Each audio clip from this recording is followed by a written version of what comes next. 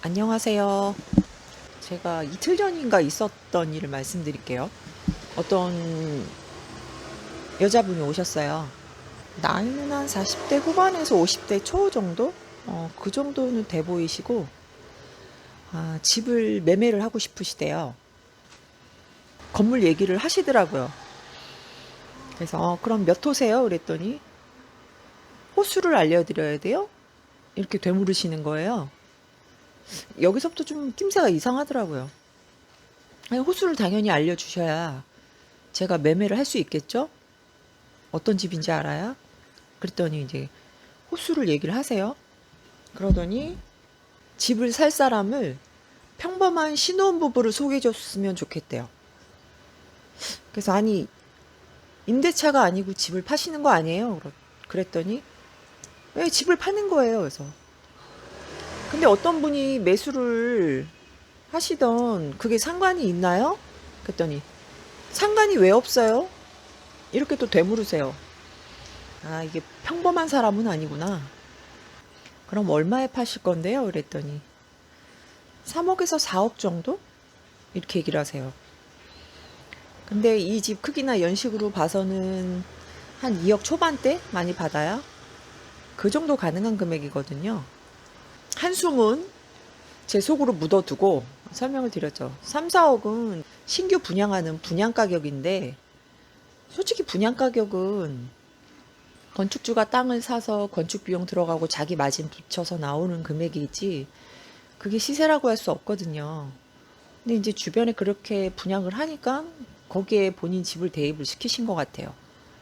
그래서 그 금액은 안 된다고 말씀드렸어요. 딱 잘라서. 안 되는 거 안 된다고 얘기를 해야 되거든요. 그러더니 자기 집은 보일러실이 넓대요. 거기다 화장실을 만들려고 하신대요. 더군다나 파실 집인데 왜 화장실을 베란다에 있는 보일러실에다가 만드신다는 건지. 갑자기 몇 년 전에 이 분과 증상이 비슷한 분이 생각이 난 거예요. 완전 데자뷰. 그분도 제가 집을 사드렸던 사모님인데 처음에는 그다지 뭐 문제가 있어 보이진 않았어요. 근데 그 당시에 그랬거든요. 이분이 특정 종교 교리를 공부를 하신대요.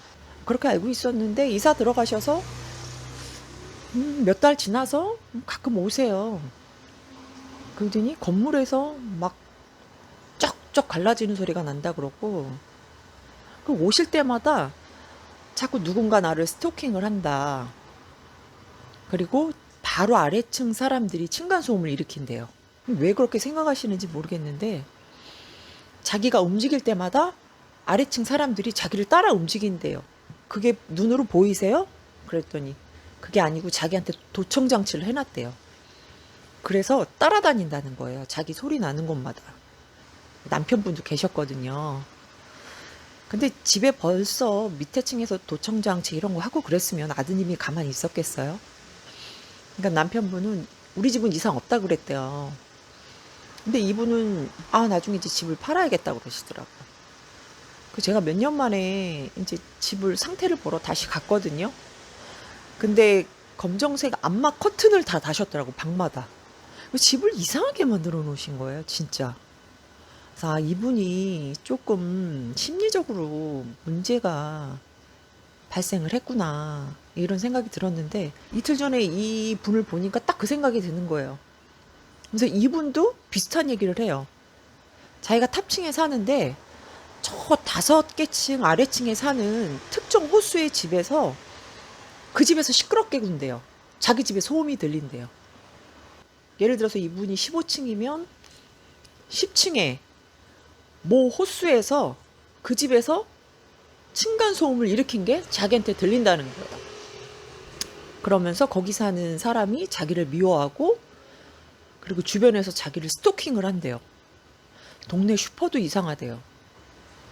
언젠가는 자기가 쌀을 샀는데 쌀을 씻으니까 시커먼 물이 나오더래요. 근데 요새 쌀들이 다 아시다시피 비닐로 포장돼서 나오잖아요. 이상 없다고 이렇게 보여주더래요. 근데 이 사모님은 그걸 의심을 하는 거예요. 자기가 씻어서 한번 버렸을 거래요. 그리고 맑은 물 나왔을 때 자기를 보여준 것 같대요. 자기 남편은 주변은 이상 없다 그랬대요. 그러니까 이분이 심리적으로 문제가 있는 거죠. 어쨌든 제가 물건을 접수를 받기는 했는데, 부동산이 이제 여성분들이 많이 하시잖아요. 뭐 술 취한 주치자들부터 해서 이런 분들 오시면 뭐 좋게 가면 괜찮은데 안 그러신 분도 있으니까, 조짐이 이상할 땐 아는 분한테 카톡으로 SOS를 쳐요. 전화 달라고. 그럼 전화가 오면 집 보러 가는 것처럼, 손님하고 미리 약속이 돼 있던 것처럼 하고, 지금 나가봐야 되는데 다음에 다시 오시라고 해서 그 자리에서 이제 빠이빠이 하죠. 가끔 날구지하는 그런 손님 경험담을 한번 말씀드렸습니다.